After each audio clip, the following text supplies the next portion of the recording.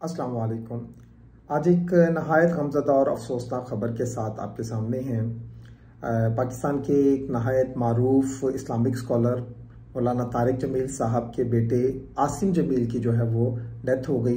इन्ना लिल्लाहि व इन्ना इलैहि राजिऊन। तो इस डेथ के साथ ही प्रोपेगेंडा और अफवाहों का एक ऐसा सिलसिला शुरू हुआ कि जिसको कंट्रोल करने के लिए बाकायदा तौर पर उनकी फैमिली में से किसी को आना पड़ा और उन्होंने अपना एक वीडियो पैगाम जो है वो जारी किया।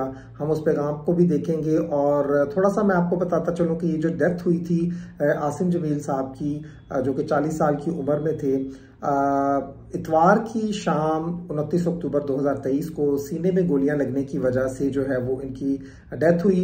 इनको जो है वो तलुम्बा हेल्थ सेंटर जो कि खानेवाल में है वहां पर ले जाया गया, जहां पर डॉक्टर ने इनको जो है वो डेथ क्योर डिक्लेयर कर दिया। सो इस सारे सिलसिले को मद्देनजर रखते हुए बहुत सारी अफवाहें और प्रोपेगेंडा का जो सिलसिला शुरू हो गया था, कहते थे कि ये तबई मौत है, किसी ने कहा कि दुश्मनी है, किसी ने कहा कि खुदकुशी है। ये सारे मामलात को जो है वो ख़त्म करने के लिए उनके छोटे भाई ने एक वीडियो पैगाम जारी किया है। आए वो देखते हैं। को मेरे छोटे भाई आसिम जमील की डेथ हो गई, जो कि एक बहुत बड़ा हमारी फैमिली के लिए सानिया है। लेकिन इस तकलीफ़ की हालत में भी मुझे मीडिया पे इसलिए हाजिर होना पड़ा कि बहुत सी नेगेटिव खबरें, मुख्तलिफ खबरें, गलत खबरें मीडिया पर चलाई जा रही हैं। मैं उनकी वजाहत के लिए हाजिर हुआ हूँ कि मेरे भाई आसिम जमील बचपन से शदीद डिप्रेशन के मरीज़ थे और पिछले 6 माह से उनको जो उनकी बीमारी की शिद्दत की वजह से इलेक्ट्रिक शॉक लगाए जा रहे थे ताकि उनकी डिप्रेशन को, उनकी बीमारी को कंट्रोल किया जा सके।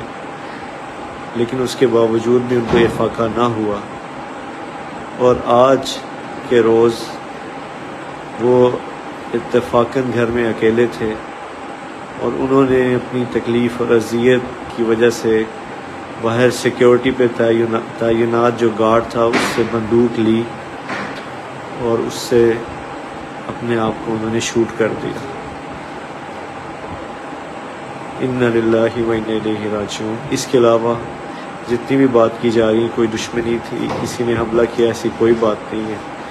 ये अल्लाह की तकदीर थी और हम अल्लाह के इस फैसले पर राज़ी हैं। आप सबसे दुआओं की दरख्वास्त है। अस्सलामु अलैकुम वरहमतुल्लाह। इन्ना लिल्लाहि व इन्ना इलैहि राजिऊन।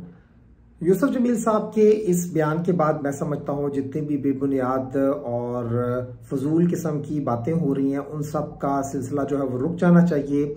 यहाँ पर भी मैं आपको एक बात बताता चलूँ कि आपको जिस तरह पता है हमारे मीडिया में सबसे इम्पोर्टेंट ये होता है कि सबसे पहले खबर जो है वो हमने ब्रेक की है।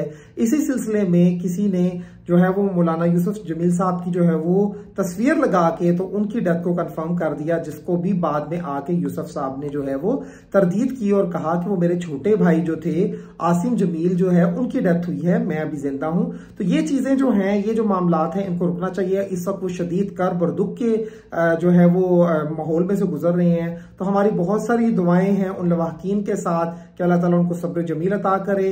मौलाना तारिक जमील साहब जो हैं और उनकी फैमिली के लिए आप लोग भी दुआ करें और मेरी भी बहुत सारी दुआएं हैं कि अल्लाह ताला मुश्किल की इस घड़ी में उनके लिए आसानियां पैदा करे और उनको सब्र जमील अता करे।